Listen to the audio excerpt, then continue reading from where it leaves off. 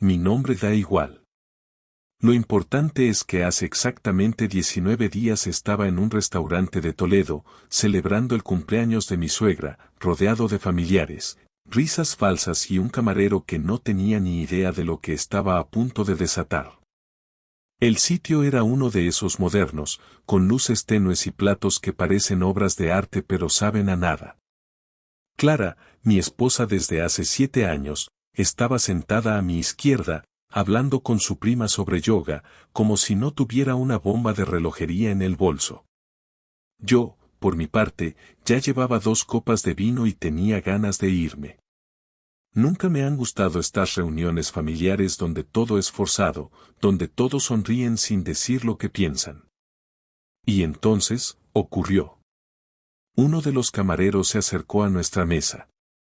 Un chaval joven, con cara de que lleva 2 días en el trabajo. En la mano tenía una bandeja con una copa de vino tinto. Y con la voz más clara del mundo soltó: una copa de Ribera para la señora, de parte del señor que está en la mesa del fondo.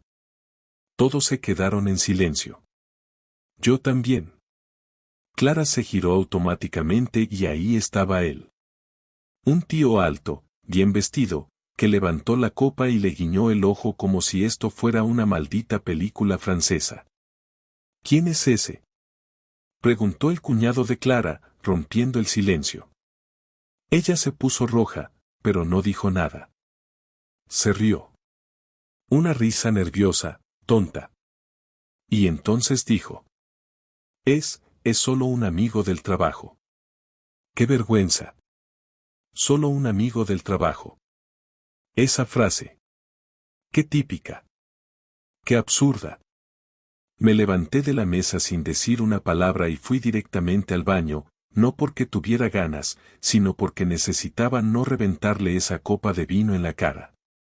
Ahí, delante del espejo, me miré y supe que algo estaba mal. No era celos. Era certeza. Algo en la forma en que Clara se rió. Algo en la tranquilidad de ese tipo. Algo en cómo nadie más en la mesa parecía realmente sorprendido, como si todos supieran algo que yo no. Cuando volví a la mesa, el tipo ya no estaba. Clara tampoco. Tardó 15 minutos en volver, diciendo que había ido a hablar con el camarero por el malentendido. Yo asentí. Sonreí. Me tomé otra copa de vino. Pero dentro de mí, algo se había roto. Porque en ese momento supe que mi mujer me estaba engañando. Y lo peor, parecía que ya todos lo sabían, menos yo. Y eso, amigo, fue solo el principio. Esa noche no dormí. Clara se metió en la cama como si no hubiera pasado nada, se dio la vuelta y al minuto estaba respirando profundo, como si tuviera la conciencia limpia. Yo me quedé mirando al techo, sintiendo un calor en el pecho que no era rabia, era una mezcla más sucia, algo entre el ridículo y la humillación.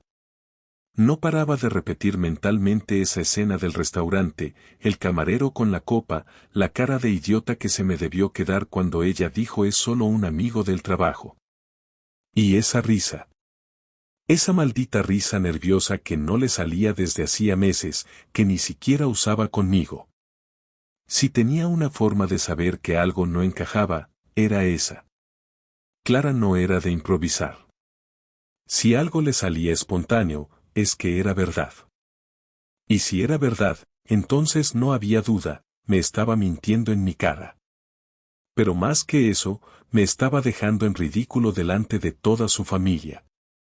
Al día siguiente me levanté temprano y salí a correr.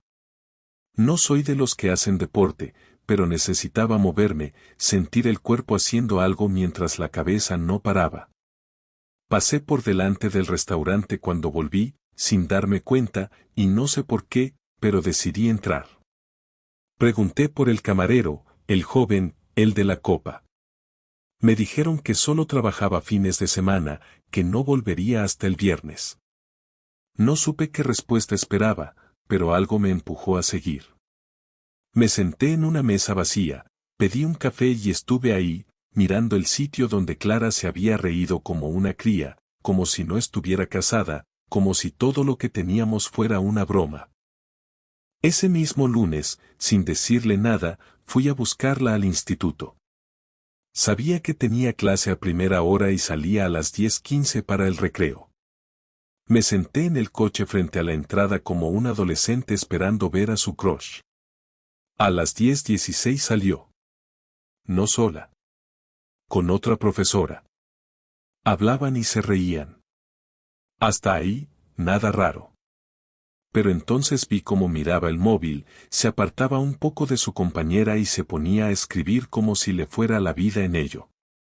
Había una forma distinta de moverse cuando hablaba conmigo, más lenta, más aburrida. Esa urgencia, esa concentración, era otra cosa. Cuando volvió a casa esa tarde, la observé.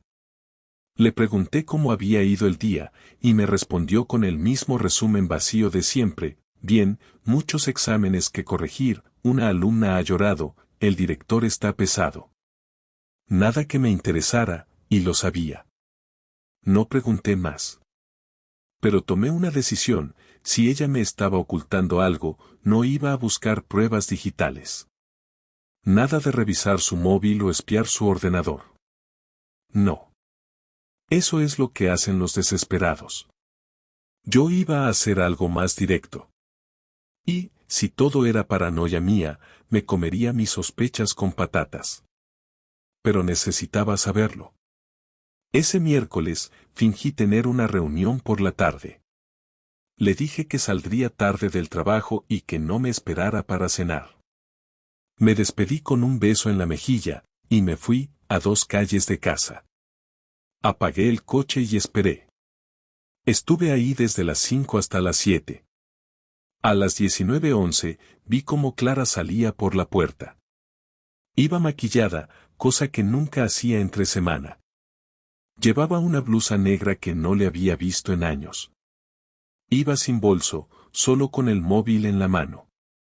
Y no cogió el coche. Caminó hacia la avenida, y a los 2 minutos, un Seat León gris paró en la esquina. Ella entró en el coche sin mirar atrás. No seguí el coche. No hacía falta. Lo que había visto me bastaba. Nadie se sube al coche de un amigo del trabajo entre semana, a escondidas, maquillada como si fuera a una primera cita. No hacía falta verlos en la cama. Me bastó con ver su cara cuando entró en ese coche. Era la cara de alguien que está ilusionado, como cuando esperas algo bueno después de días de mierda. Y no era conmigo con quien estaba ilusionada. Volví a casa antes que ella, me duché, preparé la cena y la esperé como si nada. Cuando llegó, dijo que había quedado con una compañera de trabajo para hablar de unas clases. Le pregunté si se lo habían pasado bien. Asintió. No dijo nada más. Comió poco. Se metió a la cama rápido. Como si lo de antes no hubiera pasado. Y ahí supe que no era la primera vez. Nadie miente con tanta soltura si no lleva tiempo haciéndolo. A partir de ese día, empecé a fijarme en todo. No la acosaba, no la espiaba. Solo observaba. Pequeños gestos, llamadas cortas en la cocina, silencios nuevos, duchas a horas raras, perfumes que no usaba desde hacía años. El cuerpo humano es un chivato: cuando estás nervioso, caminas más rápido, pestañeas más, evitas el contacto visual. Clara hacía todo eso. Y lo peor es que ya no disimulaba. Parecía cómoda en su mentira. Como si yo fuera el que no estaba viendo lo obvio. Una noche, la vi escribiendo en el móvil mientras sonreía. Se reía con los ojos. Le pregunté si hablaba con su hermana. Me dijo que sí. Pero su hermana me había escrito a mí 5 minutos antes diciéndome que estaba en urgencias con su hijo por una fiebre alta. Clara ni se inmutó cuando le dije: espero que tu sobrino esté bien. Solo dijo que, y luego fingió que no había entendido. No insistí. No hacía falta. Yo ya sabía todo lo que necesitaba saber. Me faltaba solo una cosa: decidir cómo iba a actuar. Y tenía claro que si ella se estaba burlando de mí, no iba a dejar que se saliera con la suya como si nada. Si quería jugar sucio, iba a conocer lo que era perder de verdad. No fue planeado. Quiero dejar eso claro. No tenía una estrategia ni un discurso escrito. Solo sabía que no podía seguir aguantando como si nada. Fue un sábado por la noche, una de esas en las que normalmente pedíamos algo para cenar y veíamos una película sin prestar atención. Esa noche también pedimos comida, pero yo no comí. Me senté frente a ella en la mesa del salón, y cuando sirvió el vino y se acomodó como si todo siguiera igual, le dije lo que llevaba semanas masticando. No fue un grito, no fue una acusación con insultos ni amenazas. Le dije, con tono plano, sin emoción, Clara, dime con quién te estás acostando. Ella se quedó quieta, como si no hubiera entendido bien. Siguió sosteniendo la copa de vino en el aire, a medio camino entre el plato y sus labios, y me miró con los ojos muy abiertos. No dijo nada durante unos segundos. Yo tampoco. No hacía falta. El silencio era suficiente para ver que había dado en el clavo. Entonces habló. ¿Cómo puedes decir eso?, me soltó, casi ofendida, como si le hubiera escupido en la cara. Pero la voz le temblaba. ¿Qué clase de pregunta es esa? ¿Te has vuelto loco? Ahí me reí, no con burla, sino con cansancio. No estoy loco, Clara. Solo estoy harto. Sé lo del coche, sé lo de los mensajes, sé lo del restaurante. Y sé que no has estado en clases extra, ni con tu compañera del instituto. Así que te lo pregunto otra vez, y solo una vez más, dime con quién te estás acostando. Entonces vino la parte teatral. Se levantó de la mesa como si la hubiera golpeado, dejó la copa sin beber y empezó a pasearse por el salón como si no supiera cómo contenerse. No tienes pruebas de nada. Me estás acusando sin fundamentos, y sinceramente, no sé si quiero seguir en una relación donde me tratas así. Le respondí sin levantarme. Tú ya decidiste que no querías seguir cuando empezaste a salir con ese tío del Seat León. Esto no es una relación, Clara, esto es una pantomima. Y tú ni siquiera te estás esforzando en ocultarlo. En ese momento, su cara cambió. Ya no tenía miedo, ni fingía indignación. Estaba enfadada, pero no porque la hubiera descubierto, sino porque ya no podía seguir mintiendo. ¿Y qué querías que hiciera?, me dijo. ¿Seguir fingiendo que todo estaba bien? Hace meses que no hablamos, que no pasa nada entre nosotros. Me siento sola contigo, Álvaro. Como si ya no importara lo que yo necesito. Ahí me levanté. Lo que tú necesitas. Perfecto. Y lo que yo necesito, ¿qué? Pasar por imbécil delante de tu familia, verte salir maquillada entre semana para irte con otro mientras yo me trago tus cuentos, ¿eso es lo que te hace sentir viva, Clara? ¿Engañar al tipo que ha estado contigo cuando no tenías ni para pagar la gasolina? Ella se cruzó de brazos. No es solo sexo, Álvaro. No es una aventura. Es alguien que me escucha, que me hace sentir importante. No sé si te has dado cuenta, pero hace mucho que tú no haces eso. Me acerqué, sin tocarla. No te confundas. No estás diciendo esto porque te enamoraste. Estás justificando lo que hiciste porque no quieres parecer una traidora. Pero lo eres. Porque en vez de hablar conmigo, en vez de decir que estabas mal, decidiste buscarte a otro. Y eso, Clara, no tiene justificación. Entonces vino el momento más bajo. ¿Sabes qué? Sí, estoy con alguien. Y sí, lo empecé a ver cuando todavía dormía contigo. Pero al menos con él no me siento invisible. Contigo ya ni me sentía persona. Ahí fue cuando sentí que algo dentro se rompía. No por lo que decía, sino por la tranquilidad con la que lo decía. No se arrepentía. No pedía perdón. Me lo soltaba como quien se libera de un peso, como si acabara de ganar una pelea. No dije nada más. Me di la vuelta y me encerré en la habitación. Escuché cómo recogía su plato de la mesa, cómo se metía en la ducha, cómo cerraba la puerta del cuarto de invitados. Y en ese silencio entendí que el matrimonio se había terminado antes de que yo lo supiera. Lo único que faltaba era el acto final. Y créeme, lo estaba preparando. No fue algo impulsivo ni emocional. Fue metódico, tranquilo y exacto. Lo primero que hice al día siguiente fue dejar de dormir en nuestra cama. No se lo anuncié ni le pedí permiso. Simplemente empecé a acostarme en el sofá, sin dar explicaciones. Clara no comentó nada. Pasaba por el salón, me veía ahí con una manta vieja viendo la televisión en silencio, y no decía ni una palabra. A veces me miraba, pero no con pena ni culpa, sino con una especie de resignación molesta, como si yo estuviera exagerando. Mientras tanto, en su cuarto, todo seguía igual, se arreglaba por las tardes, salía 2 o 3 veces por semana, volvía a eso de la 1 o las 2 de la mañana y caminaba por el pasillo como si no me debiera una maldita explicación. Fue en ese momento cuando entendí que lo que me dolía no era la traición, sino la falta de respeto. Ni siquiera tuvo la decencia de fingir arrepentimiento.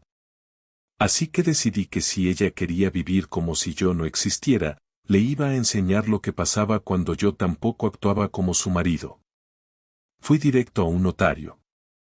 No para divorciarme todavía, sino para preparar un poder notarial que me permitiera mover ciertos fondos sin tener que justificarle nada. Legalmente, ella tenía acceso a varias cuentas conjuntas, y no pensaba permitir que me dejara sin nada mientras se paseaba con su amante. Saqué el 50% exacto, lo transferí a una cuenta solo mía y luego fui al banco a quitarle el acceso a mi tarjeta personal, que ella seguía usando de vez en cuando. Al volver a casa, vi su bolso sobre la encimera y, sin decir nada, saqué mi tarjeta de dentro. Fue la primera vez que reaccionó. ¿Me estás revisando el bolso ahora? Estoy recuperando lo que es mío.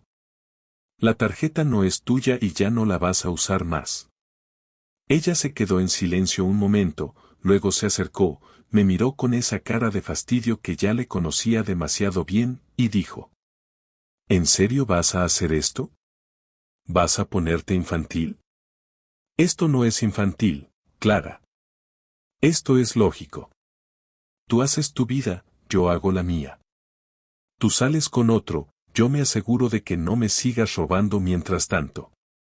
La palabra robando la enfadó más de lo que esperaba. Me soltó un discurso sobre cómo ella también había aportado al hogar, que también era su casa, que ella no estaba haciendo nada malo, que solo estaba siguiendo su camino. Yo no contesté nada. Me limité a agarrar el portátil, meterlo en mi mochila y salir. Me pasé el resto del día trabajando desde la cafetería del centro, desde donde llamé a un abogado. La idea no era divorciarme aún. Antes necesitaba que ella sintiera algo. No dolor, no tristeza, sino algo mucho más importante, que perdiera el control de la situación. Porque ella estaba cómoda. Muy cómoda. Viviendo como si tuviera 2 vidas, sin rendirle cuentas a nadie. Y yo sabía que solo había una forma de descolocarla, hacerle perder lo que más le gustaba de esa doble vida, que era la comodidad. Una semana después, sin avisar, invité a cenar a mi cuñado, el hermano de Clara. Siempre tuvimos buena relación, y él era de los pocos que no se reía como un imbécil cada vez que su hermana hablaba de su trabajo o su vida social. Cociné algo decente, puse una botella de vino, y esperé a que Clara volviera. Cuando entró, lo primero que vio fue a su hermano sentado en nuestra mesa, y me miró como si acabara de cometer una traición. ¿Y esto? Una cena familiar, Clara. ¿O ya no te interesa la familia? Ella se mantuvo en la entrada, tensa, sin saber si entrar o girarse y salir otra vez. Finalmente, con una sonrisa forzada, saludó a su hermano y se sentó. Comimos los tres, con una conversación falsa y tensa sobre cualquier cosa.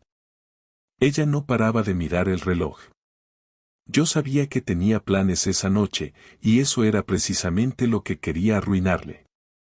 Cuando su hermano se fue, me fui detrás de él, sin decirle una palabra a Clara, y pasé el resto de la noche en casa de un amigo. A la mañana siguiente, supe que mi plan estaba funcionando. Clara me mandó un mensaje que decía: esto no puede seguir así. No le contesté. A partir de ahí, empezó a perder el control.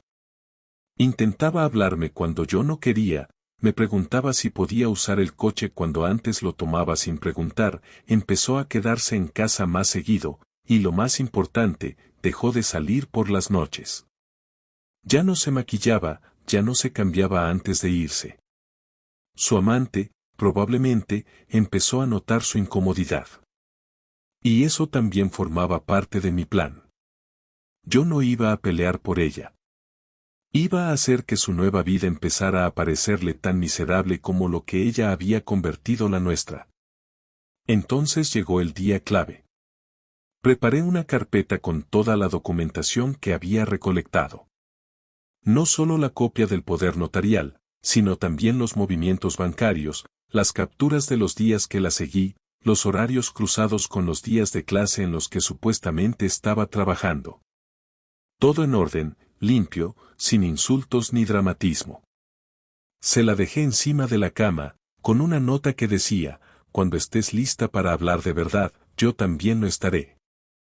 Mientras tanto, ya no vivimos juntos. Solo compartimos dirección. Esa noche dormí en casa de mi hermano. No me escribió, no me llamó. Pero al día siguiente, me encontré con que había empezado a vaciar su armario. Volví a casa el domingo por la noche. Sabía que Clara estaría allí porque me había escrito por la tarde con un mensaje corto que decía: tenemos que hablar.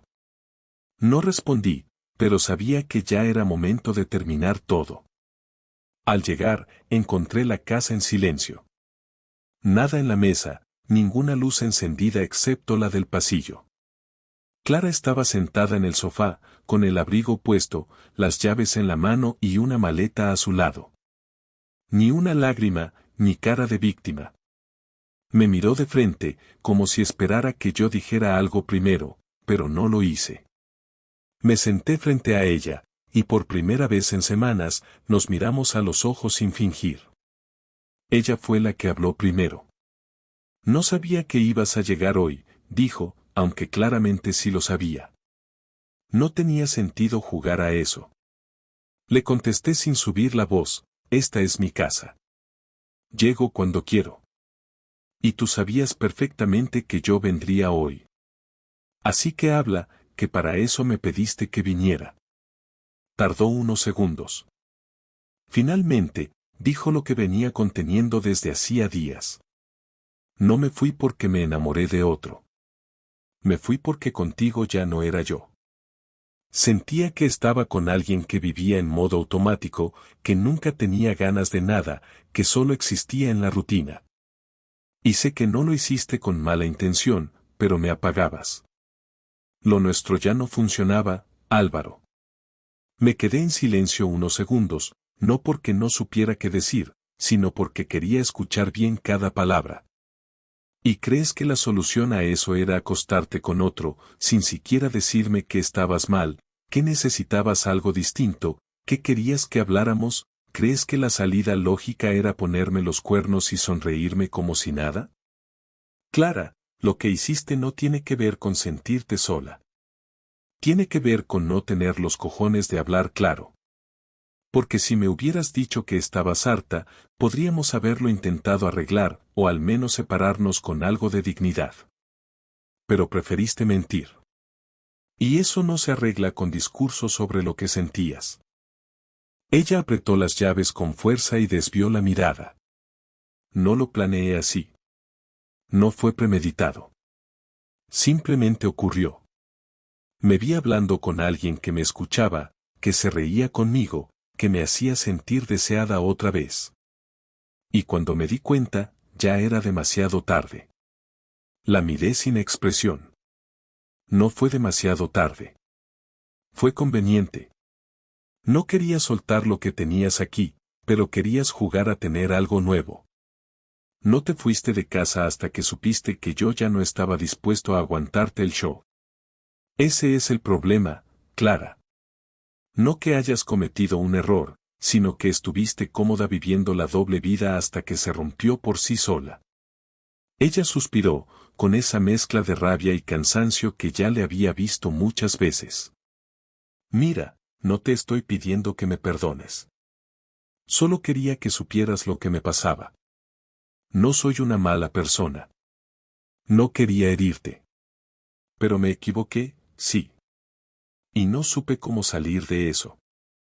Y si te hace sentir mejor, lo que tenía con él tampoco era real. Se rompió hace semanas. Solo me queda esto. Y señaló la maleta. En ese momento, sentí algo raro. No era alivio ni tristeza, era simplemente la confirmación de que todo había llegado a su punto final.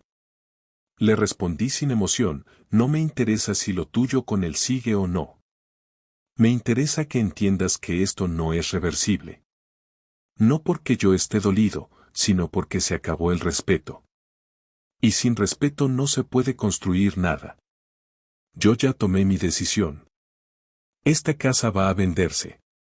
Tú puedes quedarte mientras tanto, si quieres, pero yo ya no vivo aquí. Y en cuanto se venda, se acabó todo.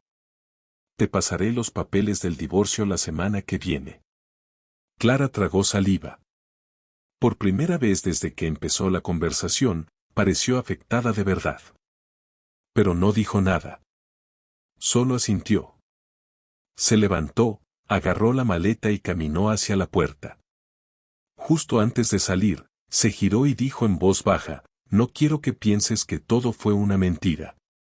Hubo años buenos, momentos reales. Pero lo estropeé, lo sé. Solo quería que lo supieras. Le respondí sin levantarme del sofá, no necesito que me recuerdes los momentos buenos. Los tengo yo. Pero los destruiste tú. Y eso también te lo vas a llevar. Salió sin cerrar de golpe, sin gritar, sin llorar. Solo se fue. Y en ese silencio absoluto que quedó después, me di cuenta de que ya no me dolía. Solo me sentía vacío, pero no roto.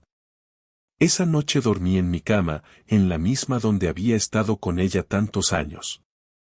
No porque me importara el simbolismo, sino porque era mi casa. Al menos por ahora. Cerré los ojos y supe que lo peor ya había pasado. No porque todo estuviera bien, sino porque ya nada podía sorprenderme. Y con eso me bastaba. Nunca me imaginé que cerrar una etapa de esa manera sería tan silencioso. No hubo gritos, ni discusiones finales, ni reconciliaciones de último minuto. Tampoco hubo mensajes después, ni llamadas de madrugada, ni intentos de arreglar lo que ya estaba completamente roto. Clara no volvió a aparecer ni a escribir. Se fue aquella noche con su maleta y no dejó nada más que algunos libros, ropa vieja y recuerdos que ya no me importaban. Lo que vino después no fue una liberación inmediata, sino una serie de pequeños ajustes, cosas que antes parecían automáticas y que ahora exigían atención, cambiar el nombre en los contratos, vaciar armarios, cancelar cuentas conjuntas, vender la casa. Todo eso lo hice sin prisa, pero sin pausa. Me volví práctico, eficiente, meticuloso. No porque estuviera bien, sino porque entendí que la única forma de salir de verdad de esa historia era cerrarla por completo. El abogado me ayudó con el papeleo. No hubo problemas con la división de bienes, ni siquiera con el coche o el dinero. Clara aceptó lo que le correspondía, sin discutir, sin exigir nada extra. Fue todo tan simple que por un momento llegué a pensar que estaba tratando con otra persona. Pero no. Era ella, solo que ahora era alguien con quien ya no tenía ningún tipo de vínculo. No me interesaba si sufría, si estaba arrepentida, Si había seguido viéndose con su amante o si estaba completamente sola. No sentía odio, ni ganas de venganza, ni necesidad de saber más. Lo que sentía era algo mucho más seco, indiferencia. Y cuando llegas a ese punto, ya no hay vuelta atrás. El día que entregué las llaves al comprador de la casa, no sentí nada especial. Solo firmé los documentos, agradecí por la transacción rápida y me fui. Conduje hasta mi nuevo piso, un apartamento más pequeño en las afueras de la ciudad, pero con todo lo necesario para empezar de cero. Me lo había comprado con parte de mi mitad del dinero de la venta, y aunque no era un lugar espectacular, tenía lo esencial: silencio, espacio y cero rastros de Clara. La primera noche en ese sitio fue parecida a las últimas en la antigua casa, solo que ahora no tenía que preguntarme si iba a oír la puerta abrirse a las 2 de la mañana. Tampoco tenía que fingir normalidad durante el desayuno. No había conversaciones incómodas, ni excusas, ni miradas cargadas de cosas no dichas. Por fin podía desayunar en paz. Durante las semanas siguientes me dediqué a cosas que había dejado de lado por años. Volví a leer por las noches, salí a correr por las mañanas sin tener que avisarle a nadie, recuperé contacto con algunos amigos a los que había dejado de ver cuando Clara y yo empezamos a encerrarnos en nuestra rutina. Uno de ellos me invitó a un partido de fútbol, otro me propuso ir de escapada un fin de semana. No acepté todo, pero sí empecé a abrir espacios. No buscaba distraerme, no quería llenar el tiempo para no pensar. Lo hacía porque me sentía listo. Ya no estaba atrapado en nada. Y no necesitaba justificar mis decisiones.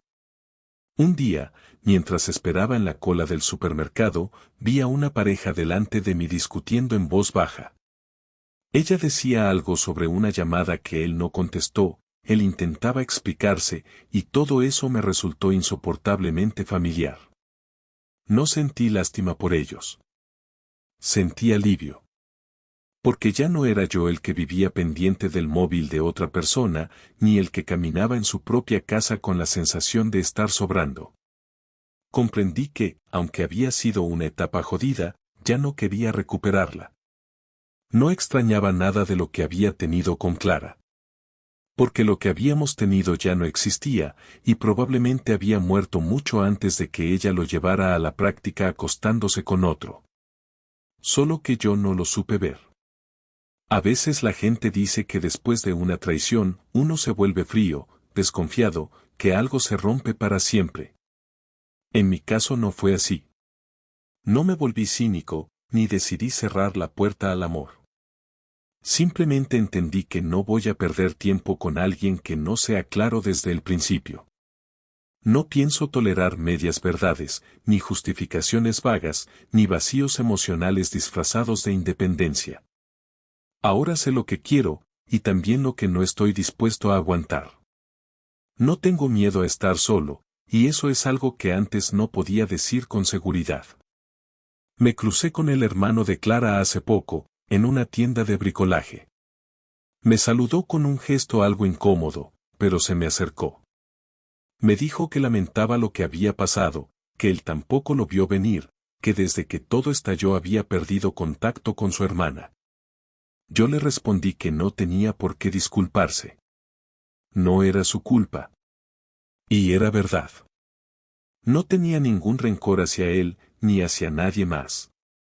Solo había una persona responsable de lo que pasó, y ya no estaba en mi vida. Nos despedimos sin promesas de volver a hablar. Estuvo bien así. No sé qué será lo siguiente. No tengo un plan cerrado. No estoy buscando pareja ni tengo una lista de cosas que quiero hacer para demostrarle al mundo que estoy mejor que nunca. No necesito eso. Estoy tranquilo. Trabajo, como bien, duermo mejor que antes, y cuando me miro al espejo no veo a un hombre derrotado. Veo a alguien que pasó por algo muy feo y salió sin tener que rebajarse. Y eso, al final, es lo único que me importa. No salí ganando, no gané ninguna batalla. Solo salí entero. Y para mí, eso ya es suficiente.